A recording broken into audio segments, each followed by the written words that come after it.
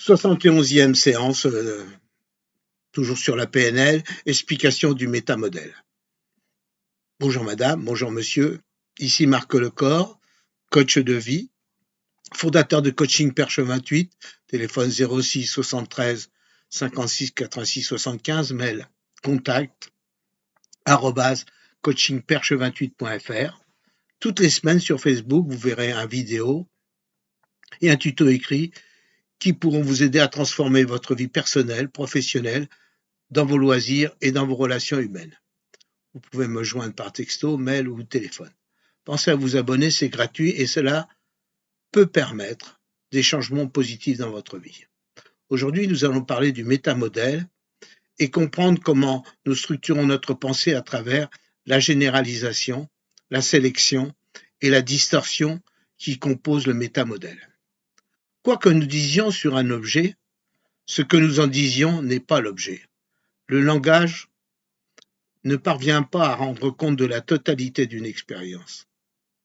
Le compte-rendu est nécessairement appauvri. Quelques remarques.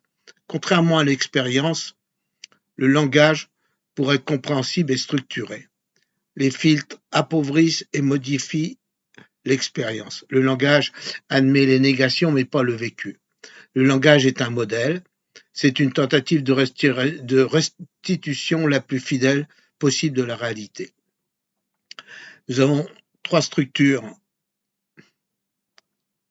qui fait le métamodèle, la structure de référence, la structure profonde et la structure de surface. Lorsque nous vivons une expérience, structure de référence, la représentation mentale de cette expérience est la structure profonde. Ce que nous en disons est la structure de surface. Il existe nécessairement une perte d'information entre l'expérience, le monde, et la représentation de ce que nous en faisons la carte du monde, du fait des filtres et des mécanismes de fabrication de notre carte. Il existe également une perte d'information entre la structure profonde et la structure superficielle, le langage, le métamodèle. C'est l'outil linguistique inventé par John Grinder et Richard Bandler à partir des travaux de Noam Chomsky, grammaire transformationnelle. Il permet de retrouver de l'information perdue lors du passage de la structure profonde à la structure superficielle.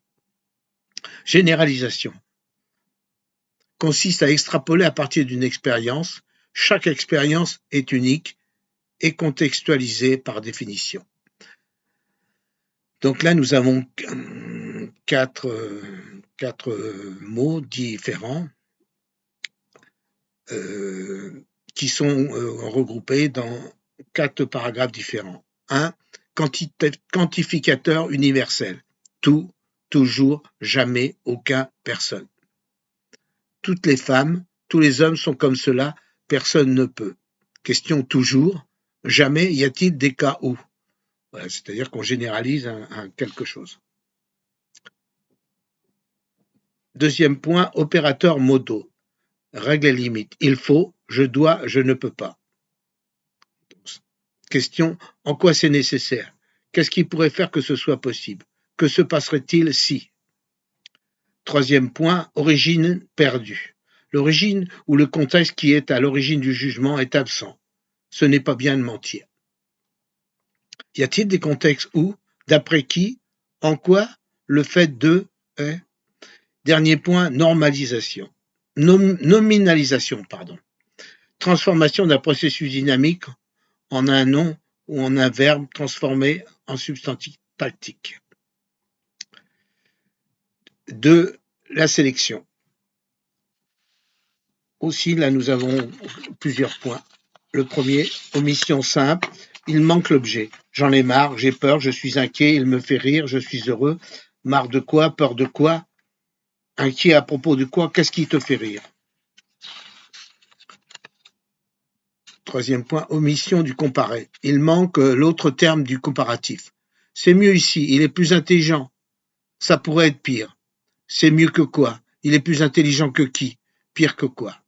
Dernier point, verbe non spécifique. Verbe sans base sensorielle. Je sais, je comprends, je considère que. Il m'a rejeté. La personne sait comment elle a été rejetée puisqu'elle l'a vécu, mais vous non. Dernier point, Absence d'index de référence. Le sujet n'a pas précisé. On m'a dit que, ça m'a fait mal. Qui t'a dit que, qui ça on. Troisième point, la distorsion. Lecture de pensée. La personne imagine ce que la personne ou a l'intention de faire. Il ne s'intéresse pas à moi. Il ne m'imagine pas capable de. Qu'est-ce qui te permet de dire cela? Comment le sais-tu? Deuxième point, relation de cause à effet. Deux événements différents, sans lien obligatoire et chronologiquement différents, sont reliés par un lien de causalité. Son indifférence m'exaspère. Y a-t-il des cas où son indifférence ne produit pas cet effet? Se pourrait-il que ton exaspération soit causée par autre chose? Ben oui, parce que dans ces cas-là, on dit quelque chose en général, mais c'est peut-être parce qu'il y a déjà d'autres problèmes qui se sont amoncelés avec cette relation. Autre point, présupposition. Un présupposé est une croyance qui entraîne ipso facto une action. Un vendeur. Vous souhaitez régler?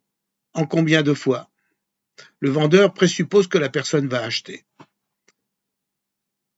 Dernier point, équivalence complexe. Deux expériences, deux événements sont jugés identiques, équivalents.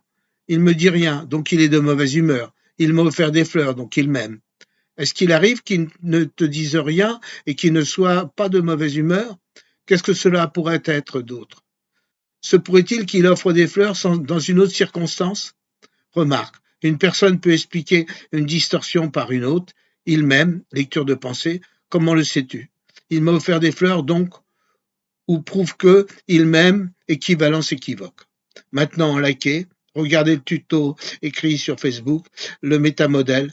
Bonne soirée, à la semaine prochaine. Marc Lecor, au revoir.